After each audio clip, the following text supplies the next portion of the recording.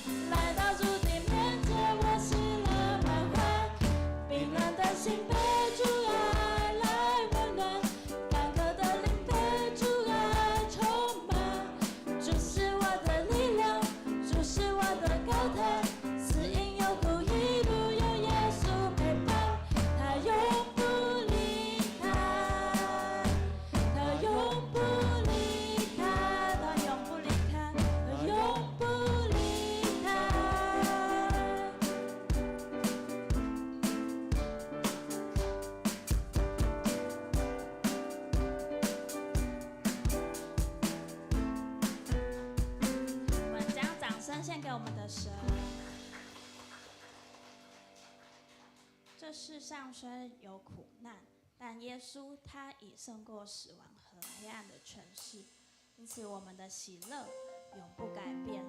让我们继续带着敬畏的心，向这为我们走上十字架的荣耀君王献上我们的敬拜。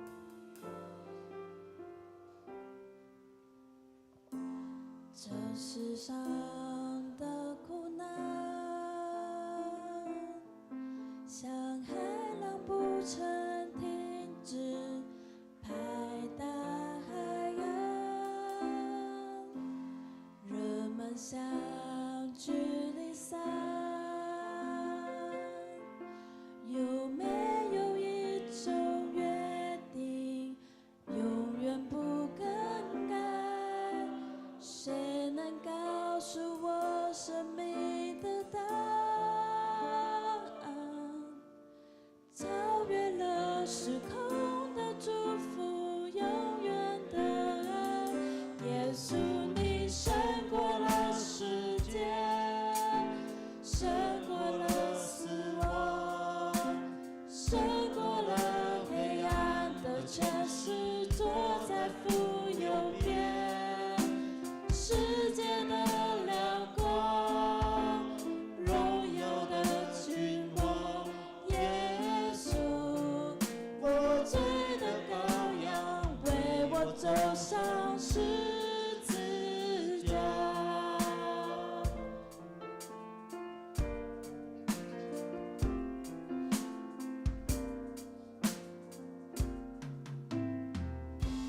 这世上的苦难，像海浪不曾停止拍打海岸，人们相距离散，有没有一种约定，永远不更改？谁能告诉我生命的答案？超越了时空的祝福，永远的爱。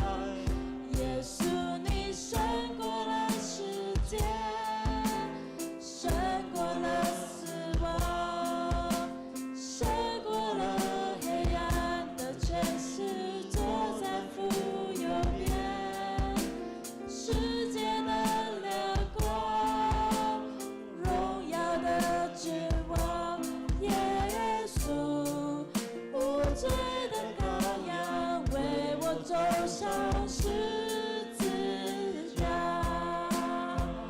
耶稣，你胜过了世界，胜过了死亡，胜过了黑暗的权势，坐在父右边，世界的亮光，荣耀的君王，耶稣，无罪的羔羊，为我走上十架，胜过了世界，胜过了死亡，胜过了黑暗的权势，坐在父右边，世界的亮光，荣耀的君王，耶稣，无罪的羔羊，为我走上十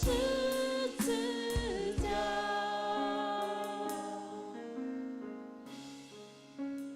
让我们持续站立。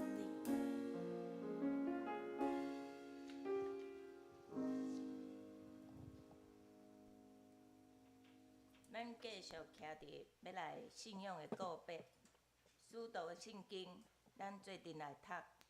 我信上帝，全能的爸，创造天地的主宰。我信耶稣基督，上帝独生囝，咱的主。伊对圣神投胎，对在世女玛利亚出世，伫本州彼拉多任内受苦，顶十字架死，埋葬落阴府。第三日对死人中国活上天，当坐伫全能的爸上帝大屏，伊要对遐过来审判活人甲死人。我信圣神，我信神，共同的教会，圣道的相通，做赦免，肉体国活，永远的活命。阿门。请坐。这是咱要来读启应文。伫个古圣诗第26篇，我来刻，恁来译。厝体若毋是耶和华起造，城池若毋是耶和华固守，恁早早起，暗暗困。见若敬畏耶和华，行伫伊的路下。你要食你的手着无所得着的。你的某伫你的厝的房内。你的囝为着你的肚。看，敬畏耶和华的人。耶和华要对锡安赐福你。你要看见你的囝的囝。这是咱暗头做阵来祈祷。慈悲的天父，谢谢你带领我们在每一个日子里面，因为有你的同在，我们满心欢喜感谢。谢谢你给我们机会成为你的儿女。求主你也看顾我们，在我们惧怕的时候，你与我们同在；在我们需要你的时候，你也守候我们。主啊，我们祈求你看顾我们中心教会的姊妹兄弟，他们凡有病痛的，求你亲手医治他们，在他们需要你的时候，你依然守护他们。也求你照顾我们社区班的一些学员，他们身体有欠安的，需要看顾的，也求你加添力量在他们身上，也保护他们的家人，安慰他们的家人，他们的劳苦都得到主你的安慰与看顾。我们将中心教会的一切所有的事工都完全的摆上，求主也能够听我们的祷告，让我们能够所说所行都合乎主你的旨意来走。也求主今天看顾我们所有的敬拜，都能够在主你的守护中，一切都能够有荣耀主你的名。我们这样在你的面前祈求祷告，都是奉靠主的名，阿们。今晚咱要请萨玛团来欧乐，我已经决定要跟随耶稣。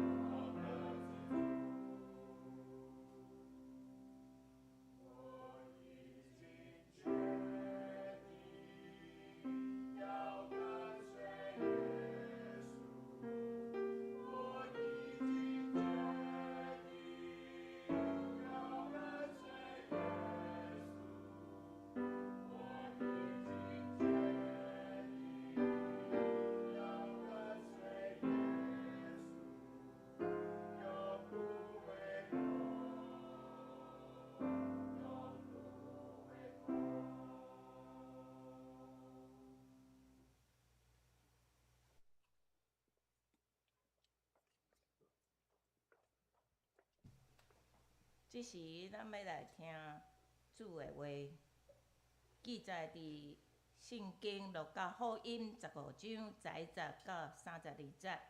我来读，恁来听。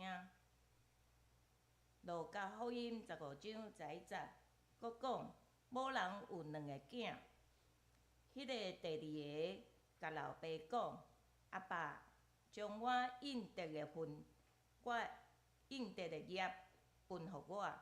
伊的老爸就甲因分家伙。佫无几日，迄个第2个囝已经收拾伊的物，出外去远远的所在，伫遐放荡，毁坏伊的业。14节，已经顺了，拄着迄所在伫大饥荒，伊才知欠亏的艰苦，就去挖迄所在一个百姓。迄人找伊去山里饲猪，爱将猪所食的豆莢来煮鸡，也无人互伊。17节，伊醒悟就讲：我的老爸有遐济长工，米粮食有剩，若是我伫遮得要死啊！我要起来去找我的老爸，甲伊讲：阿爸，我有得罪天，甲伫你的面前，打了后，我袂堪你叫做你的囝，就互我亲像你的长工的一个。20节，就起来去找伊的老爸，3里还久远，伊的老爸看见伊，就任命伊行去抱伊的颔管，直直甲伊针。囝就甲伊讲：阿爸，我有得罪天，甲伫你的面前，打了后，袂堪你叫做你的囝。22节，若是老爸对伊遐的奴仆讲：紧紧领上好的衫来，互伊穿，甲伊挂手指，煞甲伊穿鞋，啊，牵迄只肥的牛仔来抬，咱食来欢喜，因为我即个囝死有够活，失落有够得着，因就三甲欢喜。25节，迄时伊的大囝伫园里倒来要到厝，听见奏乐甲跳舞的声，就叫一个奴仆来问伊伫啥代。伊甲伊讲：恁小弟来啦，恁老爸因为得着伊好好倒来，所以杀迄只肥的牛仔。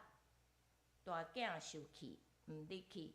伊的老爸出来劝伊，伊应伊的老爸讲：你看，我服侍你遮侪年，拢袂捌违逆你的命令，你也毋捌互我一只羊仔囝，通甲我的朋友三甲欢喜。30节，总是你即个囝交陪像鸡，已经破坏你的业，一个倒来，你就为着伊抬肥的牛仔。老爸就甲伊讲：囝，你常常甲我伫地，凡我所有的拢是你的。若是你即个小弟死有够活，失落有够得着，咱应该着欢喜快乐。咱今日要请蔡尚恩传道，甲咱进度从月圆到恩典满满。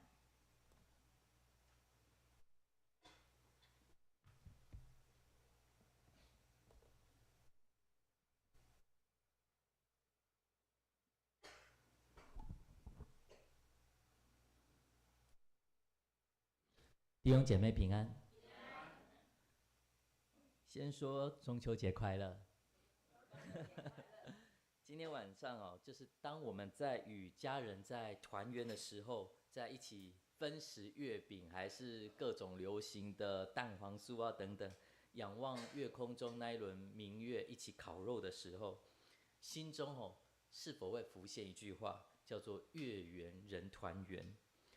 团圆这个词哦，其实深植在我们中国台湾人的心中，它是在我们文化内心深处的一种相貌，一种字眼。它不仅是聚了物理之间我们要来团圆的相聚，更是一种对着圆满对着和睦，对着归属深切的渴望，深切的盼望。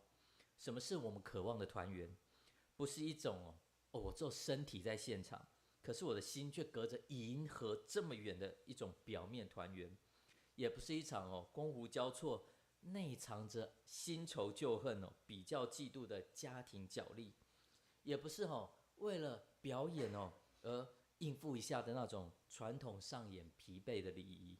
我们内心深处真实去渴求的是一种心灵的团圆，是一种能够卸下我们在外面所表现的一切面具，在爱中被完全接纳的圆满。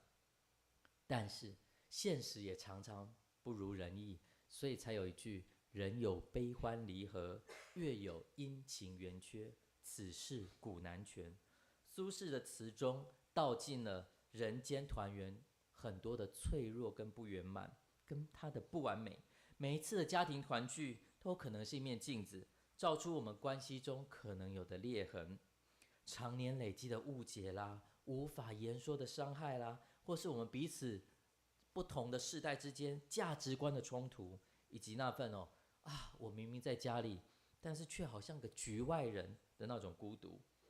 正是这份对于圆满团圆的渴望以及巨大的张力，今天我们要来听一个大家耳熟能详的故事。这是主耶稣为我们讲述的一个比喻，关于回家的比喻。这是一个最深刻、最震撼人心的故事。这个故事记载在路加福音15章，圣经和合本把它标注为浪子回头的比喻。我之前曾经讲过好撒玛利亚人的比喻嘛，那时候尚恩还说，好撒玛利亚人的比喻是那个统计排名上第二多人传讲的比喻。那请问第一多人传讲的是哪一个？就是这个嘛，浪子回头的故事但是如果我们将镁光灯一直凝聚在这个小儿子身上，这个浪子的身上，你可能会错过耶稣真正想要让我们看见的核心。所以今天让我们换一个视角，这不仅仅只是一个浪子回头的故事，这是一个失丧家庭的故事。故事里迷失的是谁呢？不是一个儿子的迷失，而是两个，一个在远方迷失，另一个在家中迷失。其实耶稣的这个比喻很深深到我11月第一个礼拜还会来嘛，这时候我还会再来继续讲述这个主题。大儿子、小儿子以及老父亲，他点明了3条路线。第一条道路，一个儿子代表了世界的喧嚣与放纵，另一个儿子代表了宗教的僵化与骄傲，而最重要的老父亲则指明了神那永恒的爱。没错，你发现了吗？就是贯穿这整个故事的主角不是那个放荡的小儿子，也不是赌气的大儿子，而是那位父亲。他的爱不是一种廉价的恩典，而是一种付上代价，奔跑向前，拥抱污秽，承受羞辱的爱。这是一条超越了放纵与控告的第3条道路，一条通往真正团圆的道路。这条道路就是十字架的道路。今天就让我们一同走进2000年的这个比喻，让我们看看一家3口的故事如何精准地描绘出了我们每一个人似曾相识的光景，而且最终将我们引导向这位慈爱的父亲和他那份从天而降满溢出来的恩典。第一幕的开头就十分的石破天惊。耶稣说，在11节，一个人有2个儿子，小儿子对父亲说，父亲，请你把我应得的产业分给我。大家知道吗？在古代的晋东时代儿子只有在父亲要过世前才能够继承遗产。所以小儿子这句话真的很伤人，有点温文儒雅的弑父情节他对父亲的潜台词是什么？父亲啊，在我的心里你已经死了，我等不及了，我不要你这个人，我只要你的东西。这是一种绝对到了极点的相对主义世界观。请问什么是相对主义？在相对主义者的世界里没有永恒的真理，他没有绝对需要尊重的权威，他唯一的标准就是以自己为出发，就是他自己，我的感受，我的欲望，我的自由。他认为幸福是什么呢？就是摆脱一切束缚去追求自我的实现。家其实是一个捆绑住的牢笼，父亲就变成了阻碍，所以他要的是什么？他要父亲的祝福，也就是财产，他不要父亲本身，也就是关系。所以他收拾起一切所有的，往远方去了。这个远方不仅只是地理上的那个距离要离家越远越好的距离，其实是一种心灵的流亡。他要去一个听不到他父亲以老爸恭维所在，看不到父亲面容的地方，感受不到父亲道德标准的地方。在那里他可以自由的定义自己的想要什么，自己的对错是什么，我可以创造自己的价值，成为自己宇宙的中心。所以接下来发生的事情就是相对主义必然的结局，任意放荡，为所欲为，浪费钱财。当一个人的生命的中心只剩下了什么？自我，他会怎么样？他的生活必然开始失序，因为欲望的黑洞永远是填不满的。他以为自己是走向自由，其实是变成了欲望的奴隶。他以为自己是富足的，自己一定会成功的，但是他却迅速的走向了赤贫。所以最后那个所谓席卷该地的饥荒其实只不过是将他内心的荒芜外显出来了而已。他走到了人类尊严的尽头，与猪为伍，甚至连猪吃的豆荚都吃不上。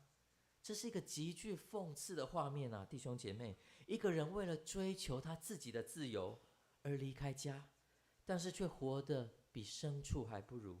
他亲手打造以自我为中心的相对主义，最后原来是什么？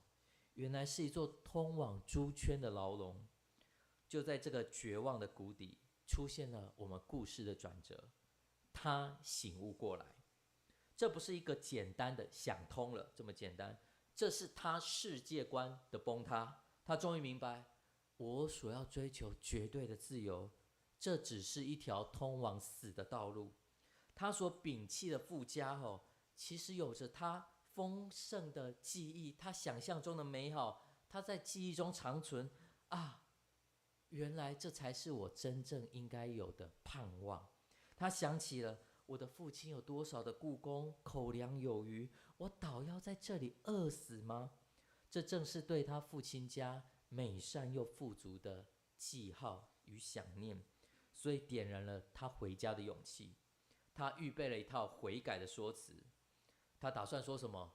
老爸啊，我得罪天，我要得罪你，对他以后我不会看你做你的囝，就把我当成一个故宫吧。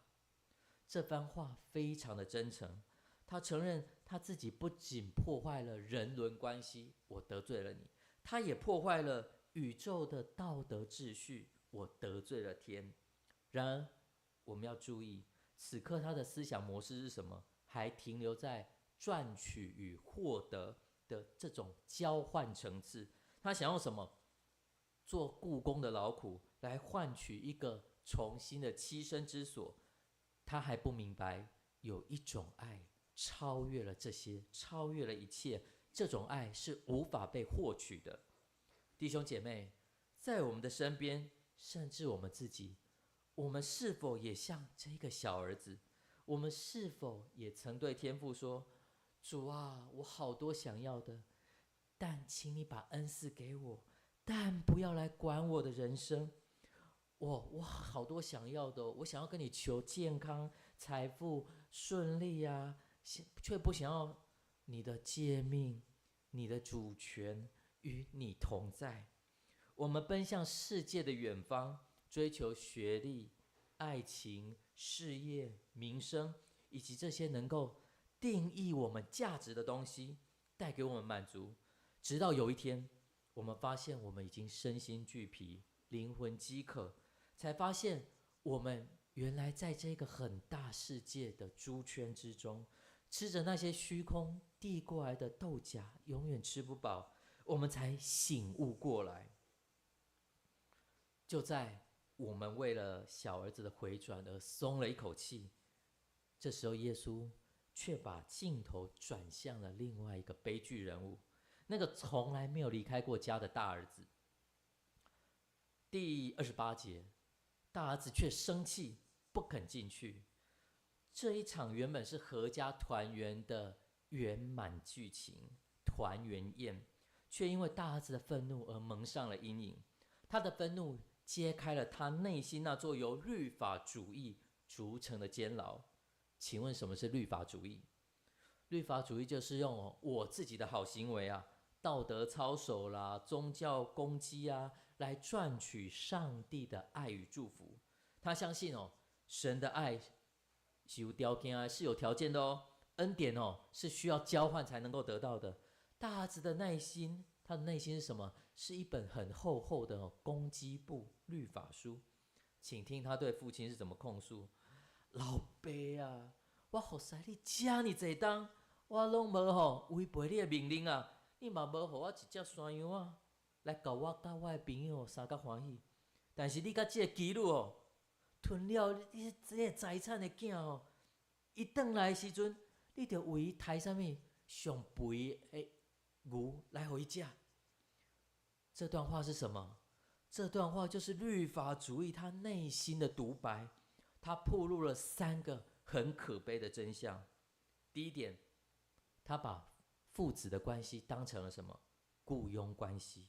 他说我服侍你，原文的服侍是带有奴隶劳作的意味。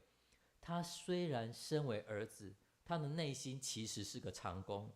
他遵守父亲的命令，不是出于爱而是出于什么？交换、劳作、履行合约，为了将来可以拿到的报偿。第二点，他心中充满了什么？比较跟苦毒。他斤斤的计较，甚至还举了什么比喻？一只山羊羔跟肥牛肚来做比喻他觉得我自己被重重的亏待了啊！父亲，你真的不公平。律法主义者他永远无法真正的满足，真正的喜乐，因为他总是在环顾四周，看看什么其他人有没有得到比我还要多的东西，有没有得到更多不该得到的奖赏。所以所谓的白白的恩典，对律法主义者而言是非常刺耳的噪音。第三点，他跟家人隔绝了，甚至失去了爱的能力。他称自己的弟弟叫什么？你这个儿子。他不是叫我的弟弟。他甚至认为小儿子是娼妓偷生的他的内心早就跟这个不配的罪人划清了界限。一个生活在律法主义中心的人，他的眼里只有什么？别人的过犯，别人的罪。他心里缺乏了一种认知到自己也是不义的罪人的想法的观念。所以这是整个比喻中最令人心碎的一幕。大儿子他人真的在家，但是他的心远远的在外面流浪。亲爱的弟兄姐妹，你知道吗？你觉得小儿子跟大儿子谁更可悲？其实就是大儿子，他远比猪圈中的弟弟还要可悲。大儿子是怎么想的呢？小儿子他已经知道他是失丧的，但是大儿子却自以为是富有的。小儿子渴望回家，大儿子却在家中感受不到丝毫的温暖与喜乐。他从未享受过作为儿子应有的亲密与自由。所以弟兄姐妹，这其实也像了教会某一小块的光景。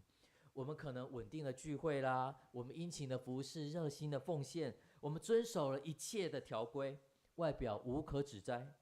但是我们的内心可能也有一本功劳簿，我们可能看一些软弱、跌倒，甚至得罪过我们的弟兄姐妹，发现他们被上帝重新恩待了，我们的心生不平，我们的心就开始不满了。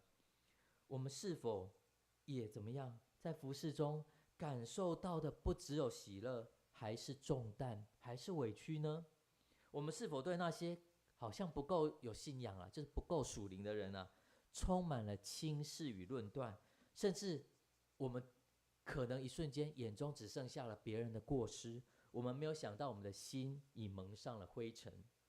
所以我们除了是一个失丧的需要被重新寻找的小儿子，我们也很可能会成为那个站在家门口双背紧箍的满脸怒气不肯进去同坐席的大儿子。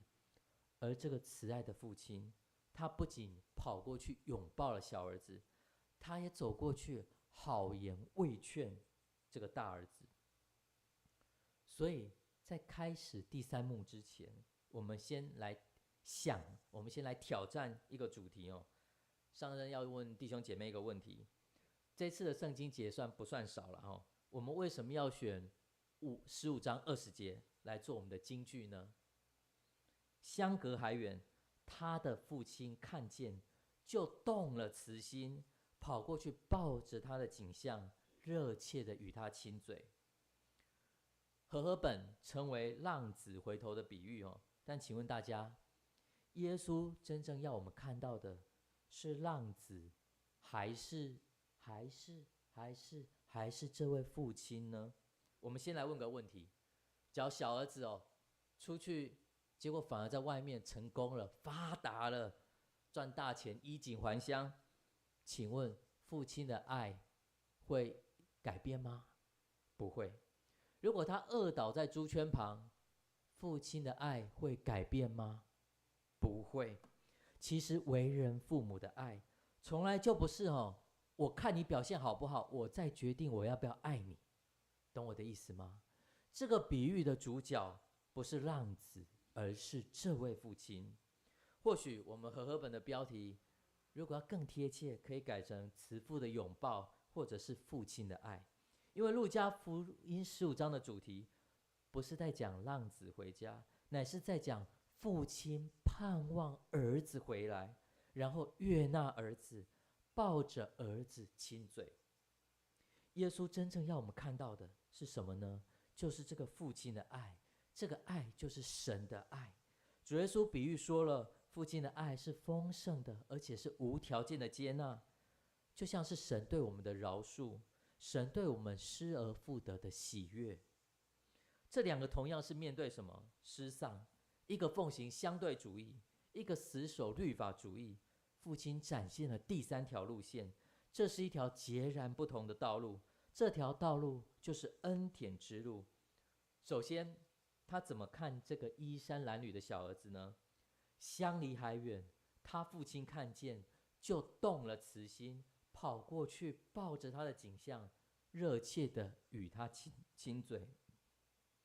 这里每一个动作都彰显着十字架的爱。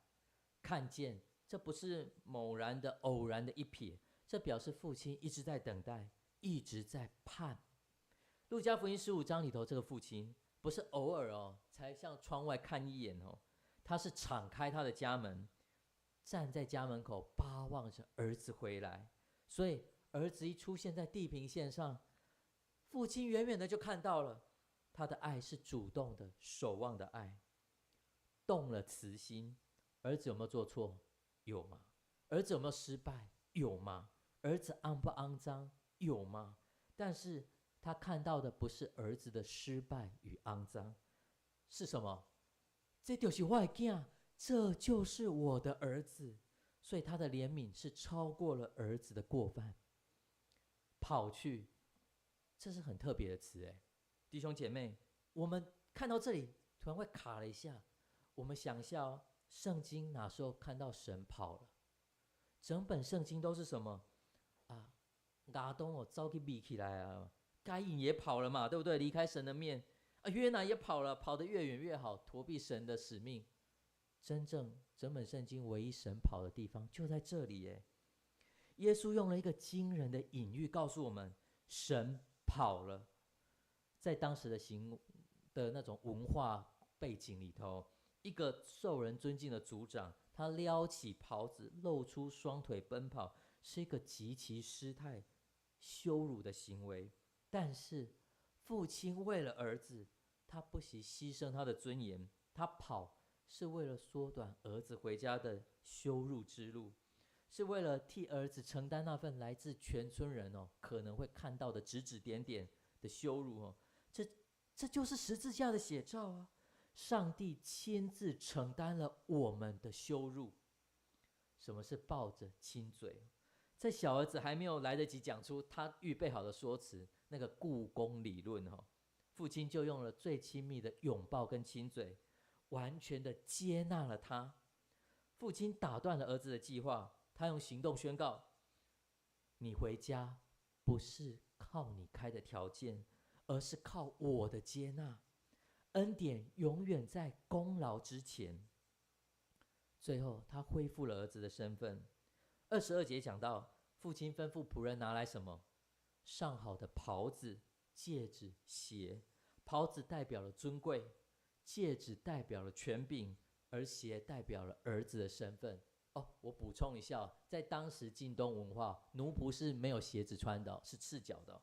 好，所以这不是赦免，这不是部分的赦免，这是什么？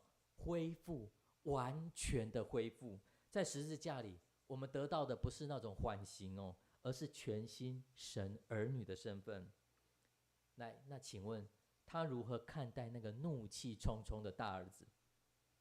在28节写到，他父亲就出来劝他父亲再次放下了他的尊严，离开了那温暖喜乐的宴席，走向那个气到公开羞辱他的大儿子面前。他有没有责备？没有，他是温柔的劝他：儿啊，你常与我同在，我一切都是你的啊。这句话听起来对我们而言是很正常，可是这对律法主义者而言看似最温柔，却是最致命的一击。父亲说：孩子，你辛辛苦苦赚取这些，其实是你早有的东西。你以为你是在做我的长工，其实家里的一切早就都预备好了。你不用服侍才能换得爱，因为我的爱是你与生俱来就拥有的父爱。所以父亲再一次向他发出了邀请，只是你这个弟兄是死而复活、失而复得的，所以我们的心里要喜乐，要快乐。父亲邀请大儿子，你要放下你内心的功劳簿，进入恩典的喜乐里头。父亲邀请他，不要再用律法的眼光去看儿子了，要用爱的眼光来看家人。他邀请他进入父亲的心。什么心？那颗失而复得、被寻回、欢喜快乐的心。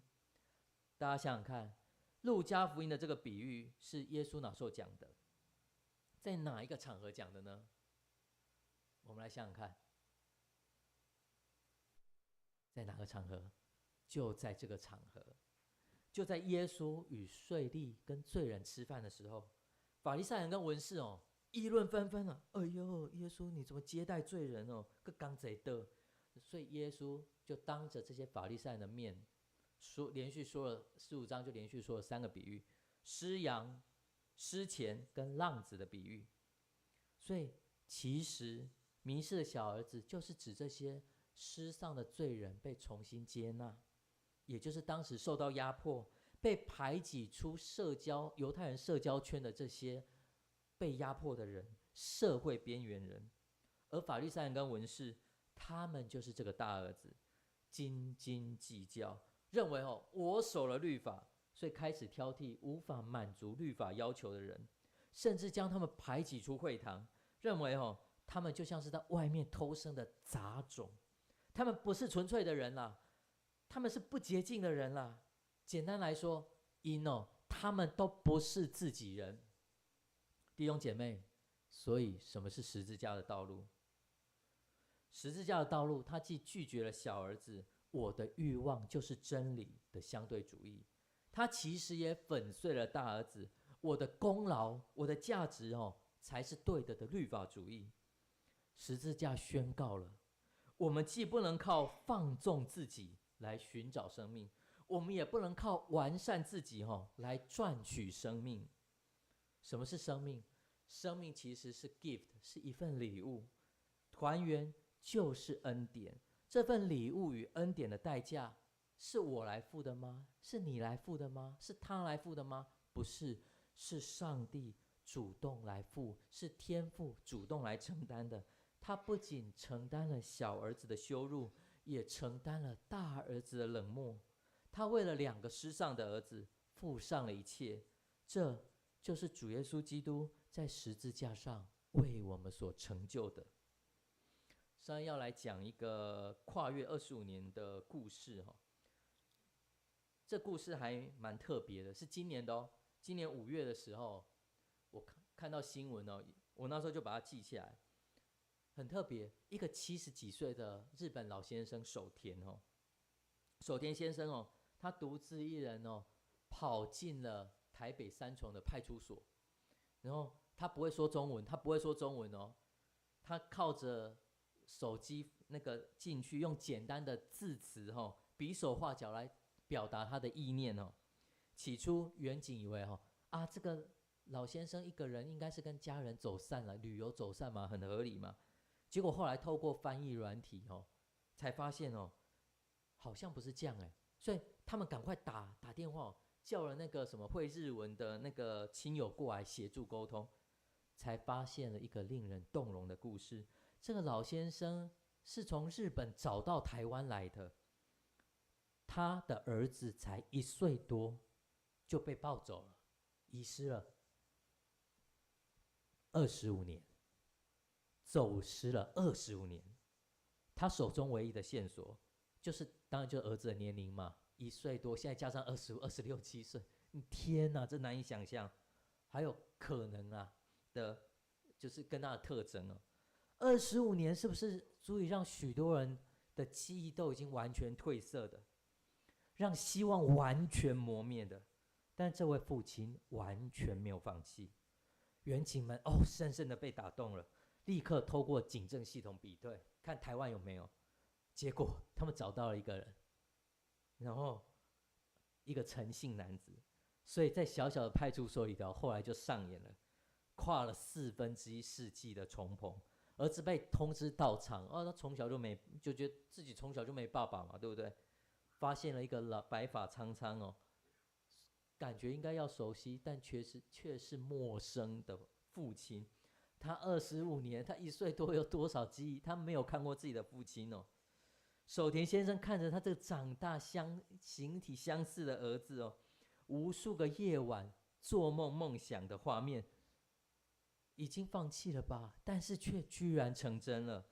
他激动的泪水直流，不断的向远景深深的鞠躬，感谢他们帮自己完成了这个看似不可能的任务。这故事是不是就像是浪子比喻中的父亲的现代写照版？这个日本的父亲，他有没有被动的在家里到全世界各地的打电话通报而已？没有，他主动付上了一切的代价，跨越国界的去寻找。这就是父亲跑向儿子的生动诠释。在这个认知中，其实几乎所有的人的认定都是寻找不到了，自我怀疑、失望，充满了这些风险。这份爱让我们体会到了天父上帝对于每一个远离他的儿女那份永不放弃、主动、充满焦灼的与盼望的爱。他的呼唤同样跨过了时间，跨过了距离的阻隔。所以弟兄姐妹，今晚当我们再次抬头看到那个圆圆的中秋的明月的时候，希望我们看到的不再只是苏辙笔下的什么古难全的遗憾，而是路加福音中父亲在家门口所点亮永不熄灭的灯光。亲爱的弟兄姐妹，很特别你有没有发现一件事？如果你这个故事非常的熟，大家都非常的熟，但是你有没有发现耶稣的这个比喻其实是一个 not ending 未完待续的故事？我们知道什么？我们只知道小儿子回来了，但是我们不知道，这个在门口赌气的大儿子，最终他有没有进去？因为耶稣特别把结局留给了谁？留给了当时的法利赛人。其实，或许耶稣也把这个结局留给了今天的你跟我。在这个中秋的夜晚，天父同样在向我们发出邀请。也许你是那个小儿子，你的人生可能已经离家很远，你可能觉得自己被世俗同化，满身污秽，不配回来。你可能在这个世界的大猪圈里挣扎求存，灵魂饥渴。今晚天父对你说：孩子，回家吧。我不是要等你功成名就，也不是要等你改过自新才能回来，我是在等你这个人，因为你是我的子，我已经跑向你了，我的拥抱早已为你预备了。也或许你是那个大儿子我一直在教会里头循规蹈矩，努力服侍，我付出了很多耶，做了很多工耶，但是我的心里不一定有喜乐，我可能剩下疲惫，我剩下不平跟比较我看不惯很多人做的比我差，我更看不惯那些软弱的人，我觉得我自己更好。今晚天父他也要走出这个宴席，来到你的身边，轻轻对你说：儿啊，你为什么还在门外呢？你常与我同在，我的一切都是你的，你为何要跟这些弟兄姐妹斤斤计较呢？进来吧，回来吧，放下吧，放下你的骄傲，分享我们同是一家人的圆满与喜乐。真正的月圆人团圆，不是靠我们努力去维系一个圆满的家庭，这只是表象而已，而是承认我们都是不足，我们都可能是破碎失丧的，我们都需要那位慈父的接纳，因为他的寻找从不停止。真正的团圆是在十字架底下，我们原本互相被隔绝的浪子们，不论你是在外的还是在家里的，一同都被天父的爱所拥抱，围坐在他天恩典的宴席之上。今晚想必月光如水，恩典满溢，天父的宴席都开了，肥牛肚也宰了，音乐都响起了，所以我们愿不愿意一同坐席呢？让我们低头来祷告。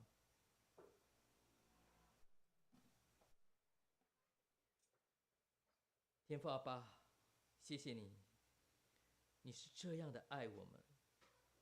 当我们在最终挣扎，在这个世界中流浪的时候，你天天都等着我们，盼着我们回家。阿爸上帝，感谢你，我们曾因自己的骄傲，我们曾因自己的主观，用自己的眼光去评价、去论断别人。主啊，求你擦拭我们内心的污秽，让我们的爱涌出来。主啊，我不愿意在外面流浪了，再让你引颈等待了。主啊，我更愿意收起我那论断人的心，去活出你那接纳人的爱。主啊，我愿意回家。奉主耶稣基督的名求，阿们。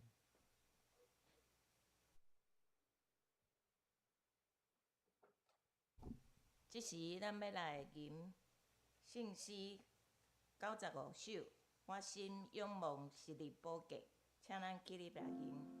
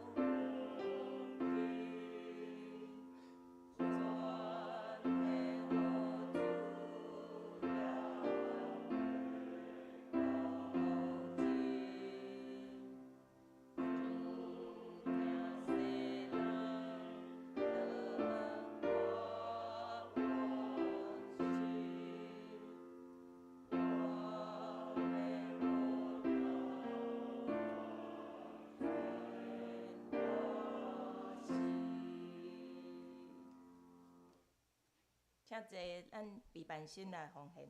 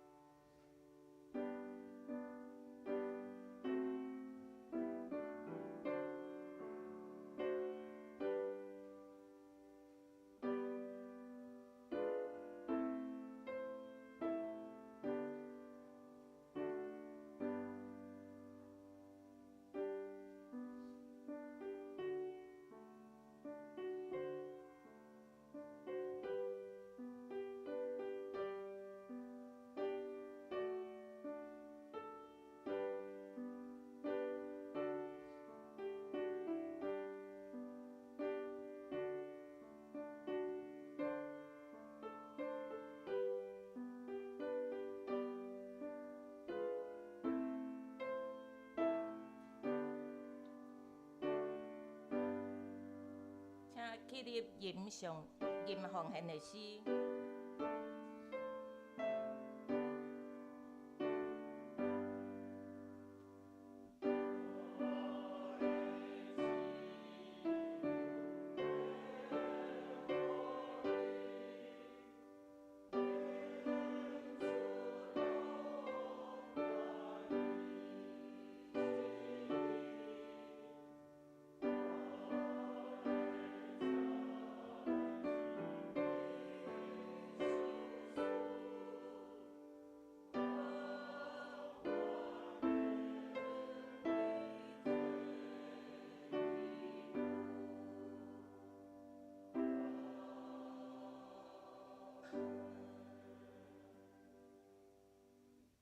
咱即时继续吟上吟399首，吟诗煞请蔡传道甲咱祝祷。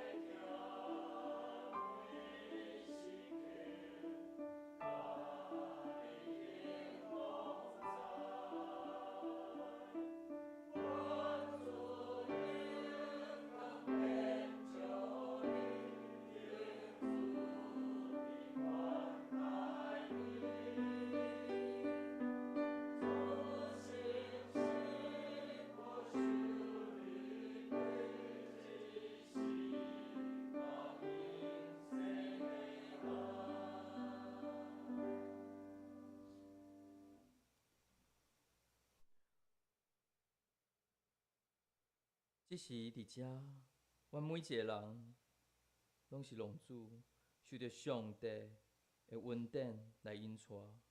主啊，求你带领咱每一个人，无论是伫外口的，还是伫厝内的，无论咱的心伫倒位，拢知影主，你期待咱会转来。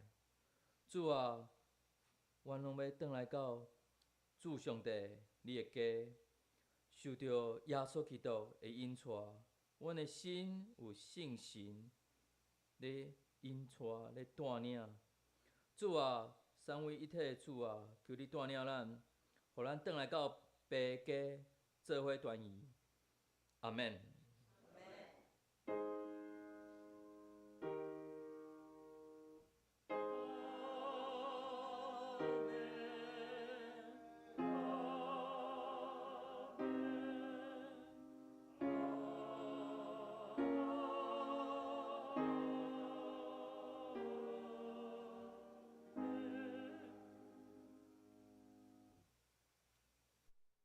遮济。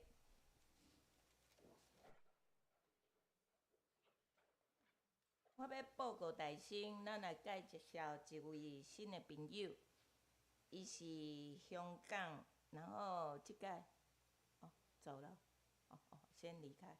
好，那也很高兴哦，有看到几个久久没有回来教会做礼拜的哈。俊儿哈啊，欢迎你。啊，谢谢上恩传到今天的好的讯息。后主日有担任圣工的，请家己备办心。报告，咱礼拜后共款有迄个小组的分享，以西结书22章到26章哈。那个台北迄个圣乐团伫下周10月12要来本会分享，啊，请会友踊跃来参加，啊，恁若会当，嘛欢迎恁邀请朋友来参加，哦。啊，第3点，下周日聚会了后，咱有召开定期的中职会，啊，兄弟若有啥物提案，会影响中职来欢迎提出。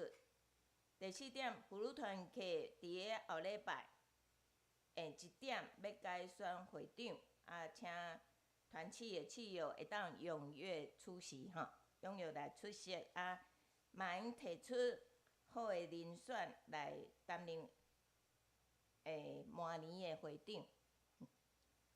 啊，咱伫完成第7届到9届圣经填充卷的兄弟哈，请伫个10月12以前摕互陈国义长老认证哈。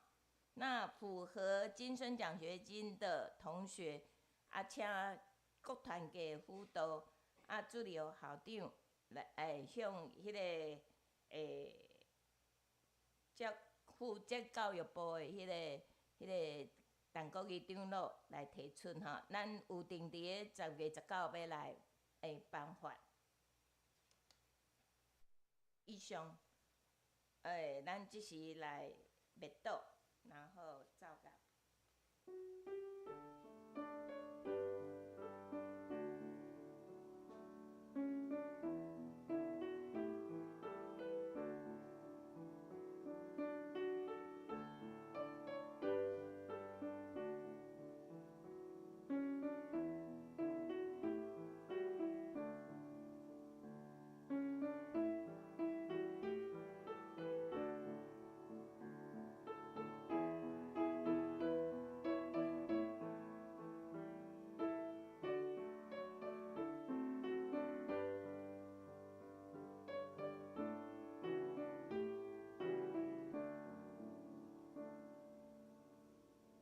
今日的圣经分享是请叶老师哈，麻烦叶老师今天圣经的分享。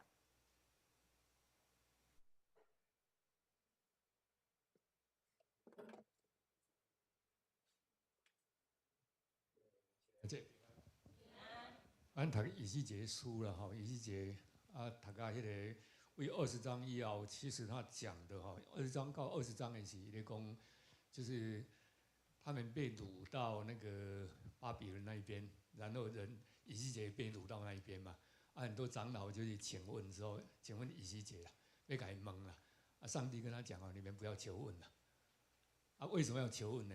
因为那个埃及的法老王哈。去访问那个以色列，去访问他。啊，本来那个西底家王是巴比伦立的王，啊，结果埃及王去跟他访问他的时候，他想说，是不是这一次可以跟埃及联合起来，把巴比伦赶出去了？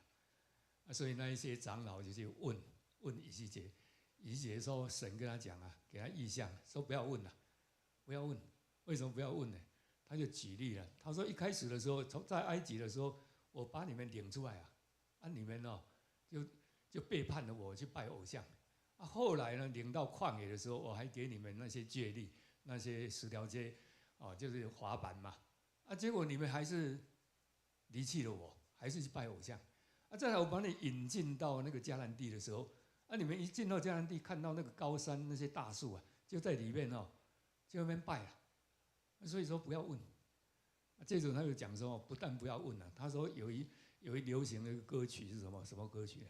说那个刀已经磨亮了，要来杀你们了，所以这一次呢，这一次一定那个耶路撒冷一定会被攻破，人一定会被杀光了。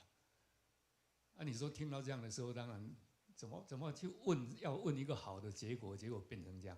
后来他又举了2个例子，他说那个撒玛利亚就是你们的大姐。他说上帝有两个女儿，2个妇女啊，这2个妇女呢，撒玛利亚是大姐，耶路撒冷是妹妹。结果这2个呢，一个是勾引了亚述，一个是勾引了埃及，亚述跟埃及，一个勾引了巴比伦。啊，结果跟他们行淫了以后呢，那个巴比伦呢跟亚述呢就把他们杀了啦，把他们杀了。他就讲了这个比喻了。后来他说还有什么？还有那个邻近的那一些国家，就是摩押、亚门，还有那个推罗，就是泰尔了推罗、西顿，这一些都会被灭亡。我们只讲那个推罗好了。他说推罗这个国家会被灭亡了推罗，他说推罗从27章到30章都在讲推罗。然后推罗这个国家你赚了非常多的钱。当时他是腓尼基人一个最大的地中海最大的一个港口了。那个港口赚的钱有多大有多少呢？我们读列王记的时候你就知道当所罗门要建圣殿的时候所罗门就去找那个推罗的王西兰，跟他讲我父亲跟你很好你是不是可以帮我去黎巴嫩那边把那个香柏木跟那个松树把它采下来，然后送来让我来盖圣殿。那个西兰那个推罗的王就说好没有问题，我帮你去盖，去把它所以去砍了那些树以后，就用海运海运以后把它运到那个约帕那个地方，然后拉上来。你知道多少人吗？总共所罗门王派了3万人去砍树了，3万人。所以每1万人砍1个月回家休息2个月这样砍了2年了。你看多少人？你看那个推罗的王那他赚了多少钱？所以圣经后来就讲了，我们读以西结书的时候，说你那个帆船你那个商船都用香柏木做的，那个帆呢都绣花，所有的那个邻近的国家都跟你做买卖。所以你那个宝石什么赚的非常多了但是他说什么巴比伦王来的时候要把你所有的都抢光了，把你的人民都杀光了，就这样了。那个以西结书这样讲。我们读历史的时候就知道那个尼布甲尼撒攻耶路撒冷的时候，顺便去攻那个推罗，总共攻了多少？攻了好像13年了，没有攻下，因为它有2个部分，一部分是在陆地，一部分是在海上。那个陆地被攻下了，海上没有被攻下。后来推罗那个王就存服于尼布甲尼撒。我们知道，在经过了大概400年的时候，亚历山大大帝西元前333年的时候去攻那个推罗的时候，这一次就把它攻破了。那个推罗他就把那个陆地上那个城市把它拆毁了以后，那些城墙去填海了。填海以后就攻下那个推罗那个岛上的那个城市了。这一次攻下来以后就杀了很多人，后来又重建，直到113几年了，西元1300多年的时候，推罗就整个就被毁掉，再也没有复兴过了，所以推罗那边变成废墟了。所以以西结书讲说呢，推罗你这个地方以后再也没有人去纪念了。我们读以西结书的时候就可以看到我们看到说神对付他们其实一个很重要的就是怎么样，就是他讲的为什么会这几个国家为什么会，他就是说都是因为罪恶充满了这个城市了。所以以西结、以赛亚、耶利米都讲怎么样，都讲耶路撒冷充满了人的血了，以恶为善，以善为恶了所以他以西结怎么讲呢？说达官显要动用权力杀害人民轻慢父母的，欺压寄居的，亏负孤儿寡妇的，轻视我的圣手，不守安息日毁谤人流人血的，山上呢吃那个祭偶像的，行淫乱的再来还有什么？流人血受贿赂的，向借钱的弟兄起立，向借粮的弟兄多要，且因贪得无厌，欺压邻舍，夺取财物，竟忘了我。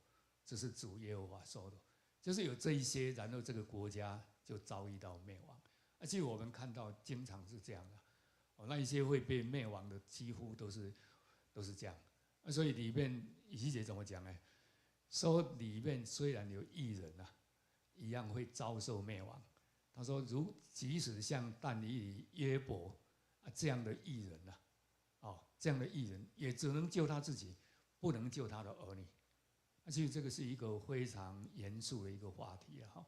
而且我就想说，其实我们台湾经常会面临这样，跟以色列一样碰到了一边埃及一边巴比伦，我们台湾碰到了其实也一样，你走在这个十字路口上，所以那个以西结书他怎么讲？他说巴比伦来攻的时候，就在那个十字路口的时候，说叫那个占卜的来了，要去攻队了，要去攻队，看要攻亚门还是那个攻那个耶路撒冷？结果占卜的结果说先攻耶路撒冷，再去攻亚门。亚门就是哪里呢？就安曼了。亚门的首都亚拉就是安曼，现在是安曼，所以那个亚门就是安曼嘛，英文就是差不多嘛，那个音就差不多，就是安曼。所以我们知道后来圣经怎么讲？圣经讲说那个亚门会有东方的民族来把它占领了，就是阿拉伯人来了。所以现在安曼就变成都阿拉伯人，就按照圣经所写的完全都一样了。